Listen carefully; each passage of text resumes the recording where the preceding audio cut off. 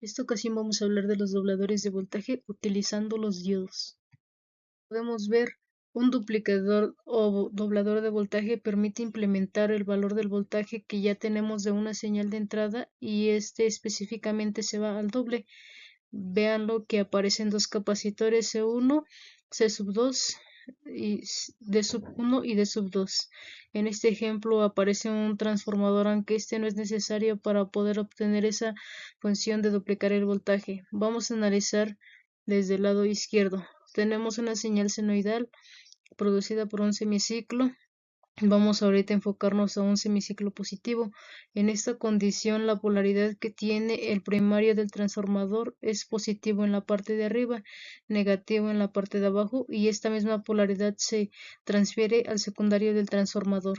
En esta condición, el empuje de la corriente va a ser la corriente intente a través del capacitor C1 y cuando llegue a este nodo o este punto va a intentar pasar a través de D sub 2. Sin embargo, esa circulación de corriente solamente se va a producir en caso de que los diodos queden en polarización directa. Vamos a asumir que en este caso el diodo D sub 1 y el diodo D sub 2 son diodos ideales. Si nos damos cuenta, cuando la corriente llega a este nodo, la opción que tiene debido a los potenciales eléctricos que estamos manejando y bajo la polarización directa que va a obtener D sub 1, solamente tiene la opción de transmitirse esa corriente a través de esta malla. No puede hacerlo a través de D sub 2 porque este diodo ha quedado en polarización inversa, teniendo en cuenta que el potencial eléctrico que aparece en el cátodo es mayor al del ánodo. Podríamos pensar cómo se logra eso, si es que en esta terminal que parece que corresponde a la misma que tenemos aquí en el cátodo se tiene un potencial eléctrico negativo. Sabemos que esta terminal es negativa respecto a esta, pero esta terminal respecto a esta posee un potencial eléctrico más alto y por tanto el diodo de D sub 2 queda en polarización inversa, de tal manera que la corriente no puede circular a través de él y por consecuencia no se puede cargar el capacitor C sub 2. Como ya hemos dicho, la circulación de corriente se da a través de esta malla y en esta dirección, y esto permite cargar el capacitor C1 hasta el voltaje máximo que tiene el transformador en el secundario, que normalmente se denota como D sub 2 o que conocemos como el voltaje pico. Recordemos esta polaridad de C1 porque es la que vamos a utilizar para cuando analicemos el segundo semiciclo o semiciclo negativo. Antes de pasar, recordemos que C1 tiene esta polaridad. Bueno, empezamos nuevamente del lado izquierdo. En esta condición, este semiciclo negativo provoca que la polaridad ahora del transformador en el primario sea positivo en la parte inferior, negativo en la parte superior.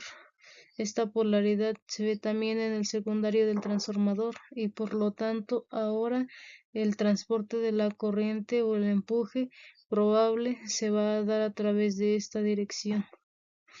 Cuando la corriente llega a este nodo, tiene dos opciones: gira hacia D sub 1 o intentar cargar al capacitor C2. Sin embargo, D sub 1 queda en polarización inversa, por lo tanto la corriente no logra circular a través de él. La opción que queda es ir a través de C sub 2. Sin embargo, para que pueda circular corriente a través de este capacitor y consecuencia cargarlo, el diodo D sub 2 tiene que quedar en polarización directa. Esto se logra porque el potencial eléctrico que tenemos en el ánodo de D sub 2 es ahora más alto que el del cátodo, que en su otra terminal, porque recordamos que este potencial eléctrico que tenemos en la parte superior no se ve en esta terminal, y en comparación a este punto definitivamente tiene un potencial eléctrico más bajo, lo que hace que este diodo de D sub 2 se comporte como un interruptor cerrado y la corriente puede circular a través de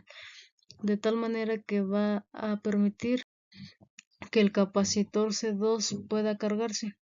Por lo tanto, la trayectoria de la corriente se tiene cuando se aplica el semiciclo negativo de la fuente. Esto es como se muestra en esta trayectoria.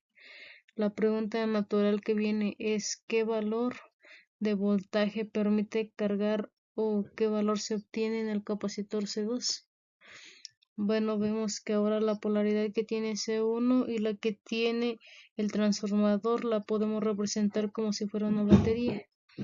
Dos fuentes que en esta polaridad y que encontrándose en serie pueden sumarse.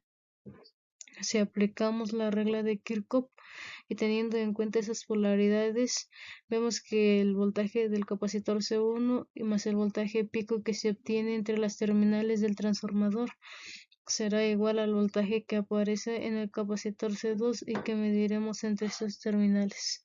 Pero si tenemos en cuenta que el capacitor C1 durante el ciclo anterior, que fue el semiciclo positivo, se cargó también al voltaje pico del transformador, podemos sustituir en esta expresión como VCP, viendo que esta, de tal manera que esa expresión se transforma en esta, lo que nos dice que el voltaje del capacitor C2 será igual a la suma de los dos voltajes picos, tanto originados por el capacitor C1 como el que se tiene en el secundario del transformador. Y por consecuencia, para terminar, el voltaje en el capacitor C2 es ahí donde tenemos ese voltaje duplicado y será igual a 2 veces el valor del voltaje pico.